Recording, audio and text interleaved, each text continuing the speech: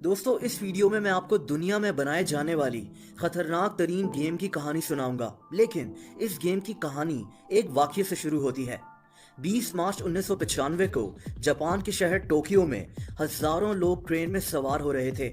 ये लोग Tokyo metro पर सवार थे, लेकिन ये लोग ये नहीं जानते थे कि आगे क्या होने वाला है। इस ट्रेन में 5 ऐसे लोग भी मौजूद थे जिनके हाथ में बैग्स थे। इन बैग्स में एक इंतहाई जहरीली गैस मौजूद थी जिसका नाम सेरिन गैस था। इन लोगों ने ट्रेन के अंदर अपने ये बैग्स खोलकर इस जहरीली गैस से लोगों पर हमला कर दिया। देखते ही देखते ये गैस ट्रेन में फैलना शुरू हो गई। हजारों लोगों की सांस रुकना शुरू हो गई। इनकी आंखें भी शदीद जलन की वजह से बंद होना शुरू हो गईं। इस खतरनाक हमले में 6000 से ज्यादा लोग शदीद जख्मी हुए और 12 लोग इस जहरीली गैस की वजह से मारे गए। दोस्तों, जापान में होने वाला ये एक बहुत बड़ा दहशतगर्दी का वाकया था। लेकिन इस वाकये के पीछे कौन था और इस वीडियो गेम और इस वाकये का क्या ताल्लुक है, इसके लिए आपको इस आदमी के बारे में जानना पड़ेगा जिसका नाम शोको आसाहारा था। ये आदमी जापान में एक बहुत बड़े ग्रुप का लीडर था। इस ग्रुप का नाम ओम शिनरिक्यो था। दोस्तों, शोको आसाहारा एक बेहद ताकतवर और खतरनाक आदमी था। दुनिया की खतरनाक तरीन वीडियो गेम का ताल्लुक भी इसी आदमी से है और इस आदमी की कहानी बेहद अजीब है। दोस्तों, शोको आसाहारा ने 1984 में एक ग्रुप बनाया। इस ग्रुप का नाम ओम शिनरिक्यो था। ये खतरनाक आदमी लोगों को कहता था कि बहुत जल्दी दुनिया खत्म होने वाली है और अगर लोगों को अपनी जान बचानी है तो वो लोग इस आदमी को फॉलो करें। देखते ही देखते इस चालाक आदमी ने सादा लोगों को अपना गर्विदा बना लिया। इस आदमी के मुतालिक एक इंतहाई अजीब बात यह थी कि ये तकरीबन अंधा था। इसको सिर्फ एक आंख से थोड़ा सा नजर आता था। शोको आसाहारा देखते ही देखते जापान में मशहूर होना शुरू हो गया। लाखों लोग इसके चक्कर में आकर अपना घर बार छोड़कर इसके पीछे लग गए।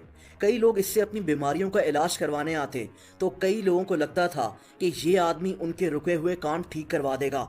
हकीकत में ऐसा कुछ नहीं था।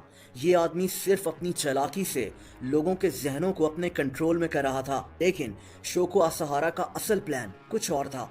दोस्तों, ये आदमी इतना खतरनाक था कि जो इंसान भी इसके ग्रुप को छोड़ने का सोचता भी था, शोको आसाहारा उसको कत्ल करवा देता था।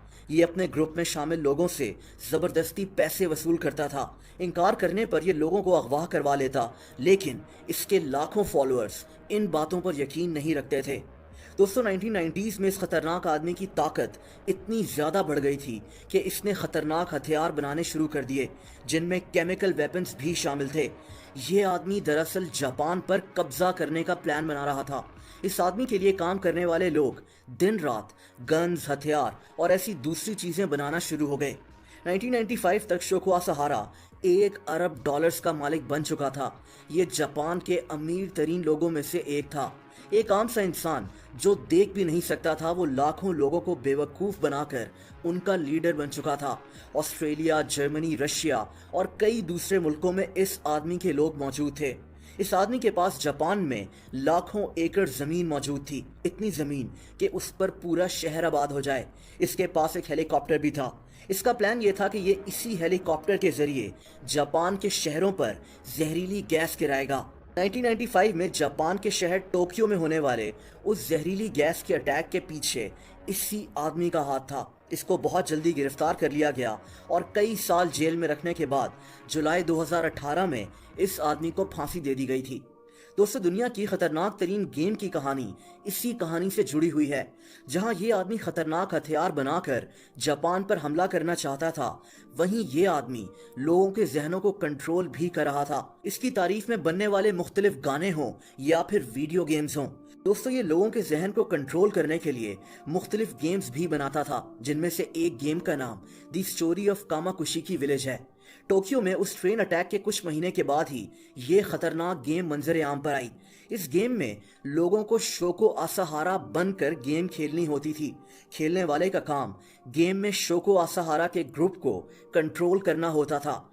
गेम में प्लेयर को पैसे इकट्ठे करने होते थे। इसके बाद प्लेयर को गेम के अंदर एक जहरीली गैस तैयार करनी होती थी और फिर इस जहरीली गैस के जरिए जापान के शहरों पर हमला करना होता था।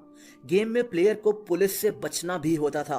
दोस्तों ये गेम दरअसल लोगों को दहशतगर्दी करने पर उकसाती थी। गेम के अंदर प्लेयर को शोको असाहारा के ग्रुप में नए लोगों को भर्ती भी करना होता था। गेम की अजीब बात यह थी कि गेम के दौरान शोको असाहारा और इसके ग्रुप की तस्वीरें बार बार दिखाई जाती थीं। यहाँ तक कि इस गेम के अंदर कई क्लिप्स ऐसे भी थे जिनमें बताया जा रहा होता था कि कैसे शोको असाहारा ने लोगों को कत्ल किया है।